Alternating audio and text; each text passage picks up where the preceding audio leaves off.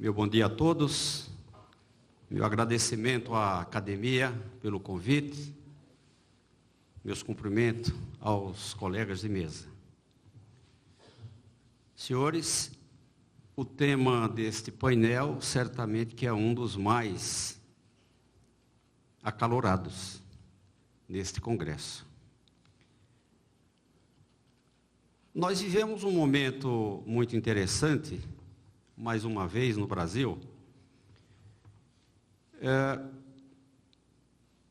de três crises, que assim eu imagino. Uma crise ética, uma crise política e uma crise econômica. Me parecendo que esta última decorre das duas anteriores. Crise econômica, no Brasil, por elas nós já passamos por muitas. E sempre, claro, com consequências imediatas no campo do trabalho, das relações de trabalho. Essa tem algumas características diferentes. Hoje, marcada por uma necessidade de reforma trabalhista que, dependendo do momento, é mais candente ou menos candente. Hoje, ela está muito discutida, muito em moda. Quer dizer, hoje é um modismo mesmo se falar num dos pontos centrais da reforma, que é o chamado negociado prevalecendo sobre o legislado. E aqui, meus amigos, temos que lembrar uma coisa. O negociado prevalecendo sobre o legislado não é novidade nenhuma para a gente, nunca foi. A negociação coletiva tem como base fundamental exatamente a melhoria das condições de trabalho. Ou seja, as negociações coletivas andam no sentido de buscar melhoria, ou seja, algo acima daquilo que já existe na lei. Então, sempre foi assim que aconteceu.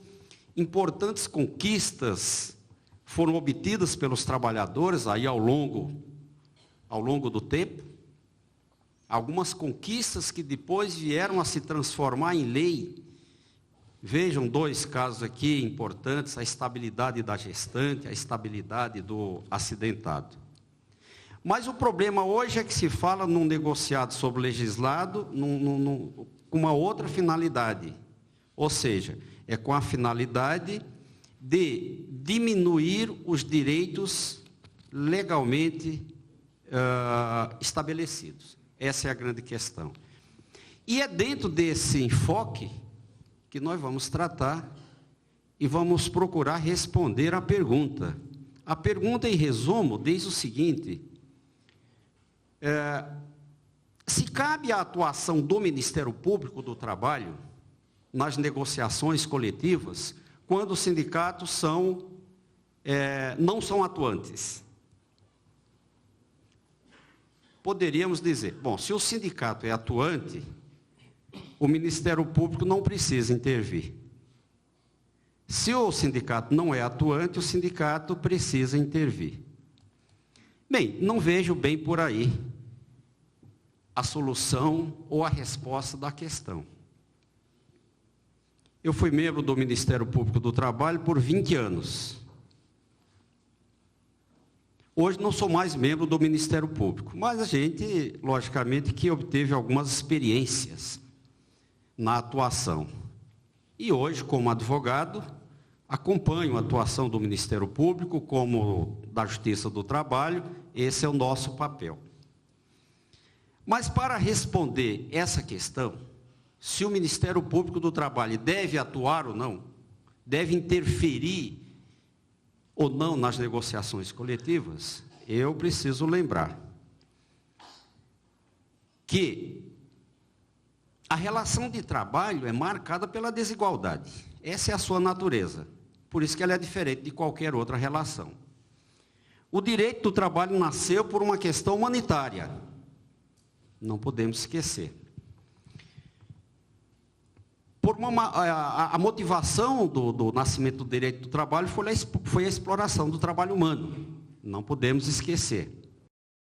A existência de um Estado mínimo, na época, que não fazia intervenção, e foi necessário que o Estado entrasse exatamente para intervir no sentido de buscar algum equilíbrio nessa relação que era, é e sempre será desigual. Por isso, para mim, eu não tenho dúvida em afirmar, a intervenção do Estado nas relações de trabalho sempre vai existir. A sua intensidade é que varia, dependendo de cada Estado, dependendo da organização sindical em cada país. É isso que varia. Mas a intervenção, essa sempre vai existir por conta da desigualdade. O melhor, claro, seria que o Estado não fizesse qualquer intervenção no tocante à autonomia da vontade. Isso seria o mundo ideal. Afastar o Estado, deixar que as partes, que os sujeitos das relações resolvessem autonomamente os seus problemas. Mas nem em outras relações isso é possível. Vejam, por exemplo, nas relações de consumo. Quanto mais na relação de trabalho. Mas, repito, essa intervenção depende do modelo sindical. E o que nós temos que ver é o nosso modelo sindical. Todos sabem que o nosso modelo sindical tem alguns problemas. Nós temos sindicatos mais atuantes, nós temos sindicatos menos atuantes. E aí, sempre se coloca aqui duas razões sobre a ineficiência dos sindicatos.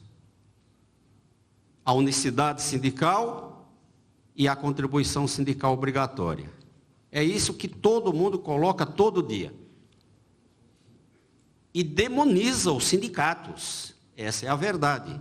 Os sindicatos, cada vez mais, são demonizados, não é só aqui no Brasil, não. No mundo inteiro. Porque os sindicatos são instituições sociais, não podemos esquecer isso. Os sindicatos, como instituição, têm papel relevantíssimo numa sociedade democrática. Uma sociedade democrática sem sindicato não é sociedade democrática. Mas nós, especialmente no Brasil, não estamos acostumados. Nós temos a cultura de não aceitar o papel das instituições sociais. E aí, quando tem algum problema, como regra, se demoniza os sindicatos. É o que a gente vê. Bem, mas os problemas que enfraquecem os sindicatos na sua atuação não são somente esses dois, da unicidade e do custeio sindical. Que enfraquece a atuação dos sindicatos para fazerem uma negociação coletiva que exigisse menos atuação do Estado, menos intervenção do Estado. Nós temos uma liberdade sindical parcial. Muito importante a partir de 88, quando se vê ao Estado interferir na organização sindical. No artigo 8º. É certo. Mas isso não quer dizer que o Estado deva se afastar 100% da intervenção, e aqui não estamos falando na organização, a intervenção sobre as relações de trabalho, na busca de equilíbrio nestas relações. Então, outros problemas que nós temos. A fragilização, e no momento especialmente de crise que nós vivemos, a fragilização dos trabalhadores. Muitas demissões hoje que nós estamos vivendo, demissões em massa. Até ontem as empresas procuravam os sindicatos para negociar as demissões. Porque o TST firmou o entendimento que a demissão coletiva tem que ser negociada com o sindicato. Hoje não é para isso que as empresas procuram o sindicato. Procuram os sindicatos depois que já fizeram as demissões para negociar o parcelamento. Tem empresa que chega com uma proposta de parcelar em 20 vezes o pagamento das verbas rescisórias. O Ministério do Trabalho não faz essas homologações. E aí vem uma pressão em cima dos sindicatos, mesmo os mais atuantes. Olha, ou o sindicato faz, ou ou os trabalhadores não vão receber sequer o seguro-desemprego e o fundo de garantia que esteja depositado.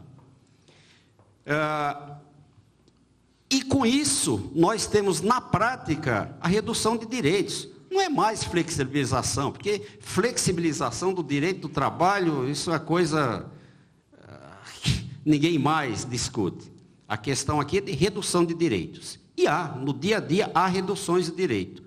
Quando o empregado vai lá e aceita um acordo, e o seu sindicato é pressionado, Ney, porque não tem para onde correr, a fazer um acordo para receber as parcelas em 10, 5, 20 vezes. Isso é redução de direitos. Isso é redução de direitos. Não é? Até porque, se ele ajuizar uma ação, a Justiça do Trabalho não vai dar uma resposta imediata. Muitos casos marcam uma audiência para daqui a 6 meses, daqui a 1 ano. Então, premido pela necessidade, ele é obrigado a fazer. E aí sai um acordo com o sindicato. E repito, não importa se o sindicato é fraco ou se é mais atuante. Ontem eu conversava aqui com o pessoal de um sindicato, os mais atuantes, e dizia, nós não temos como fugir. E nesse momento, assim, nós temos empresas em crise, realmente, não vamos negar. Empresas pequenas, médias. Outras mais ou menos, e outras até que não estão, mas se aproveitam dessa situação. Bem, quando os sindicatos querem reagir, tem alguns mais atuantes, procuram uma reação, procuram organizar os trabalhadores e vão para uma greve. Com que se depara, regra geral, com interdito proibitório, que aplica uma multa no primeiro dia, aumenta no segundo, no terceiro, e, em alguns casos, manda os trabalhadores e os sindicatos se afastarem a 500 ou 1.000 metros da porta da empresa. Proíbe manifestações. Eu não estou aqui tirando das nuvens essas informações, eu estou tirando da minha atuação diária como advogado. Aí o sindicato chega e pergunta, doutor, eu não tenho como fazer uma assembleia com os trabalhadores para dizer como é que andam as negociações. Eu fui proibido, doutora Tereza, pela Justiça do Trabalho, que me impôs uma multa elevadíssima. Outro dia eu tive um caso lá, aplicou uma multa de R$5.000 por dia. A greve era porque a empresa não cumpriu desde maio o reajuste salarial da categoria. Uma liminar com a multa de R$5.000 por dia. 400 trabalhadores, ele fez a conta, eu falei, mas o sindicato não tem como pagar nem um dia dessa multa. Então não vou fazer greve. E nós fomos para uma negociação no próprio tribunal. Que força tem os trabalhadores e o sindicato para fazer uma negociação? Então é nesse ponto e por essas questões que entra e não tem como evitar a atuação do Ministério Público. É constitucional. A Constituição diz que cabe ao Ministério Público a defesa da ordem jurídica, do Estado democrático de direito e dos interesses sociais. E uma coisa, o Ministério Público não sai procurando problema para atuar. Ele recebe as denúncias. O procurador que recebe, eu fui procurador 20 anos e sei disso, ele tem que fazer alguma coisa, dentro, claro, da independência funcional dele, analisar. E, pelo que eu vejo, meu caro confrade Bezerra Leite, que foi membro do MP, aqui na plateia também nós temos outros membros, me parece que o caminho não é se o sindicato é mais ou menos atuante. Porque ele nem sabe, nem conhece o sindicato é ele vai analisar o conteúdo dessa negociação. Ele vai analisar o conteúdo. Está abrindo mão de direitos indisponíveis? Essa negociação está propiciando alguma compensação? Porque também, gente, excluir cláusulas em negociação de instrumentos, colocar outras, trocar, isso não é raro acontecer. Há cláusulas que não têm mais sentido. Isso não é o maior problema. Agora, o que ele vai verificar, como me parece, é exatamente, está abrindo mão de direitos indisponíveis? Existe alguma compensação por conta desse direito? Houve uma assembleia correta? Realmente foi discutido com os trabalhadores o conteúdo daquele acordo? Eu tenho recebido aí algumas intimações do MP, por conta de denúncias de que um acordo teria sido prejudicial aos trabalhadores. Olha, eu quero que me juntem aqui a ata da Assembleia, as discussões. Eu quero saber se realmente os trabalhadores participaram. Quando naqueles acordos, e hoje é muito comum, de abrir mão de direitos individuais. E o sindicato não pode abrir mão de direitos individuais, todos nós sabemos.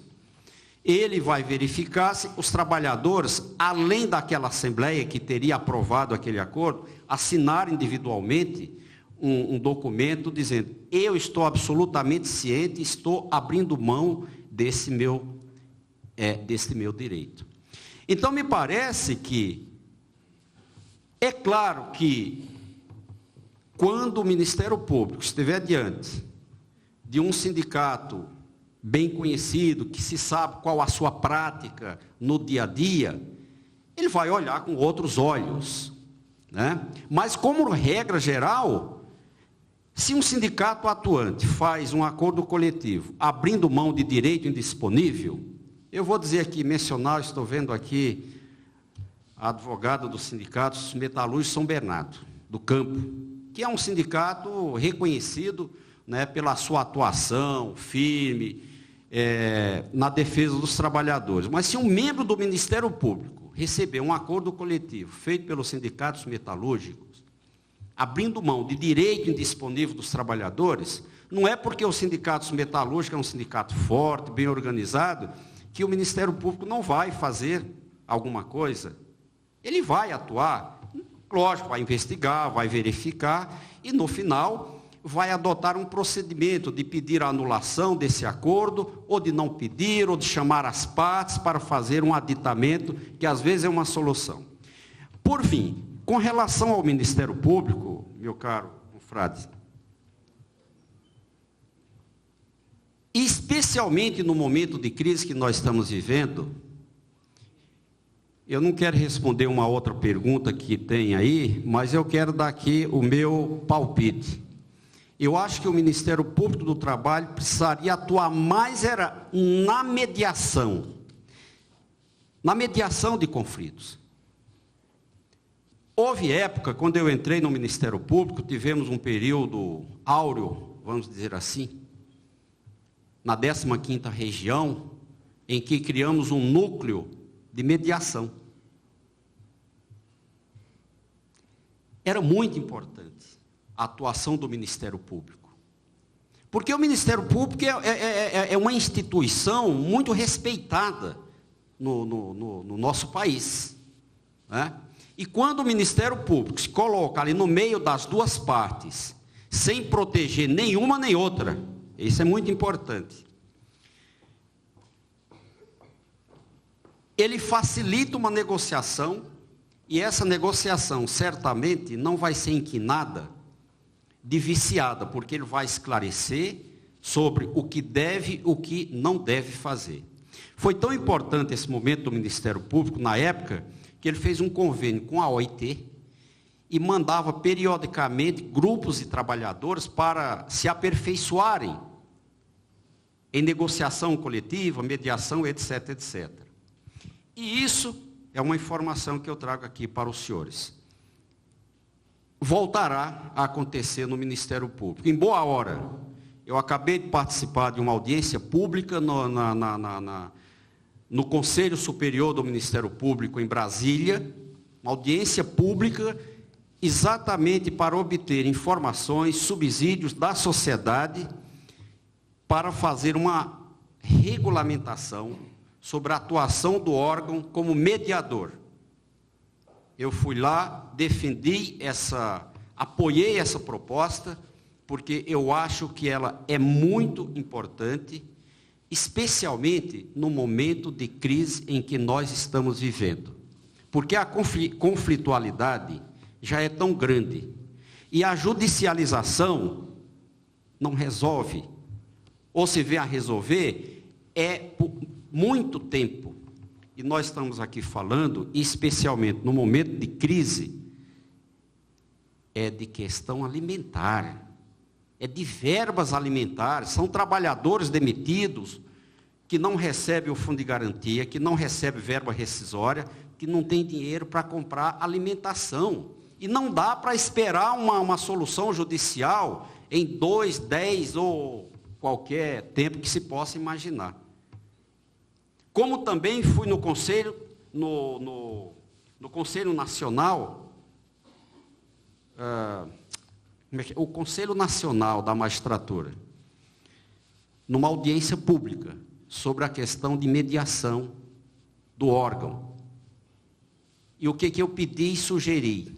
Que intensifique a conciliação na primeira instância. Na segunda instância é importante, mas na primeira é importante, doutora Tereza. A minha proposta lá foi a seguinte: uma audiência na Justiça do Trabalho, a primeira audiência, uma audiência de conciliação.